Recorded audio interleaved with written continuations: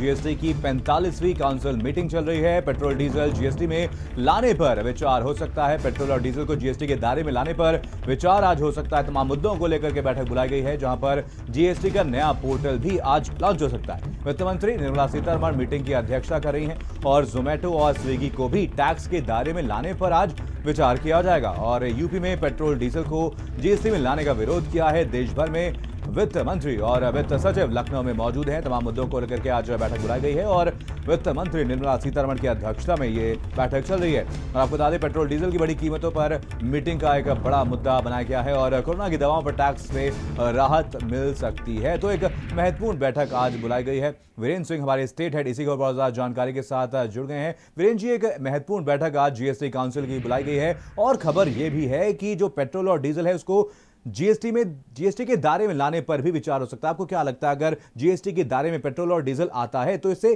जनता को कितनी राहत मिलने वाली है? देखिए, जिन लोगों ने ये उम्मीद लगाई हुई है कि पेट्रोल और डीजल को सरकार जीएसटी के दायरे में लाएगी, उनको निराश होना पड़ेगा, क्योंकि उत्तर प्रदेश ने आज इसका विरोध किया है सुबह सुबह।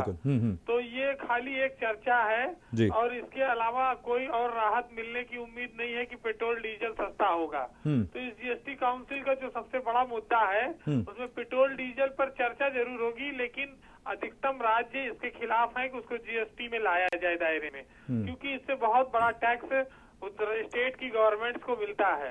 आज 45वीं बैठक लखनऊ में हो रही है। पूरे देश के वित्त मंत्री, मुख्यमंत्री और वित्त मंत्री केंद्रीय सीतारमण जी और तमाम सारे वित्त सचिव देश के इकट्ठा है लखनऊ में।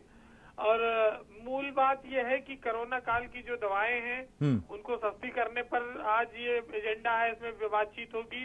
इसके अलावा जो लोग खाना मंगाते हैं ऑर्डर से, जोमेटो से, स्विगी से, ये खाना महंगा हो सकता है, इस पर टैक्स बढ़ाने की बात है।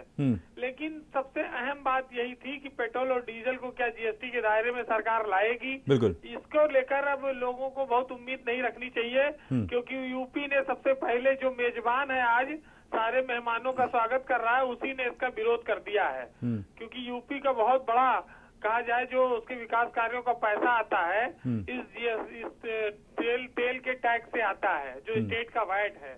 तो फिलहाल कुल मिलाकर ये है कि जैसे ये बैठकें हमेशा होती हैं, कुछ चीजों पर राहत, कुछ चीजों पर बढ़ोतरी और उसके बाद समापन।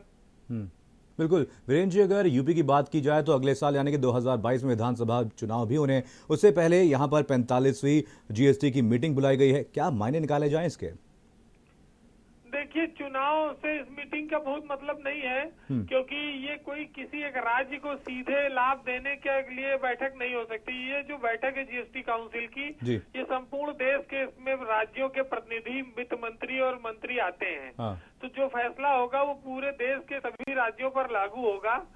चुनावी साल में संयोग हो सकता है कि लखनऊ में ये बैठक आयोजित की गई है, लेकिन इस बैठक में मैंने कहा कि पेट्रोल और डीजल इस देश की जो सबसे बड़ी महंगाई की समस्या है उस पर ये इसमें उम्मीद थी कि इसको जीएसटी के दायरे में लाया जाए, जिससे कि इसके दाम घट जाएं। जो आज 100 रुपए में पेट्रोल मिल रहा है, अगर जीएसटी के दायरे में आ जाए तो ये 70 रुपए, 65 रुपए के आसपास पेट्रोल आ जाएगा। लेकिन राज्य सरकारें इसे जीएसटी के दायरे में लाने को तैयार नहीं है। उत्तर प्रदेश के वित्त मंत्री सुरेश खन्ना ने कहा कि हम इसका विरोध करते हैं, यानी कि जनता पर महंगाई की मार पड़ती रहे, लेकिन सरकार को अपना खजाने में कमी मंजूर नहीं है। बिल्कुल, चलिए, तमाम जानकारी के लिए आपका बहुत बहुत धन्यवाद वीरेंद्र जी। इसी और जानकारी के साथ हमारे संवाददाता अभिषेक पांडे जुड़ गए हैं। अभिषेक, एक महत्वपूर्ण बैठक आज बुलाई गई है और जीएसटी काउंसिल की 45वीं ये मीटिंग है। क्या कुछ मुद्दे रहे जिसको लेकर के अभी फिलहाल चर्चा की गई है आज? देखिए, अभी पहला सेशन चल रहा है और इसमें तमाम राज्यों की तरफ से जो प्रस्ताव भेजे गए थे उस पर चर्चा कराई जा रही है। लेकिन आज के दिन की जो हाईलाइट है, जिस पर सबकी चर्चा है, जैसा कि हमारे वीरेंद्र जी बता रहे थे कि पेट्रोलियम और नेचुरल गैस को क्या जीएसटी के दायरे में लाया जाएगा, इस पर चर्चा होगी, जरूर होगी, लेकिन संभावना इसकी बेहद कम है।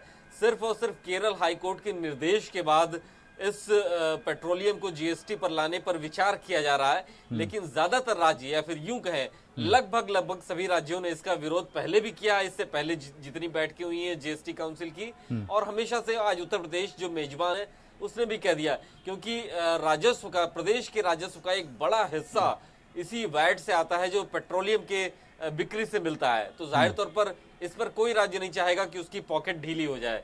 इसके अलावा कई और महत्वपूर्ण प्रस्ताव हैं जिसमें कोरोना के इलाज की जो दवाइयां हैं उनके टैक्स स्लैब में बदलाव हो सकता है, उनको सस्ता किया जा सकता है। साथ ही साथ ऑनलाइन फूड डिलीवरी एप्स हैं, उनको जीएसटी के दायरे में लाया जा सकता है। इससे कंज्यूमर्स को तो कोई बहुत असर नहीं पड़ेगा, क्योंकि इसके स्लैब में बदलाव करके कंज्यूमर्स तक एंड प्रोडक्ट को बराबर रखा जाएगा। लेकिन इसमें ऑनलाइन फूड डिलीवरी एप्स हैं, उनको भी अब टैक्स देना पड़ेगा।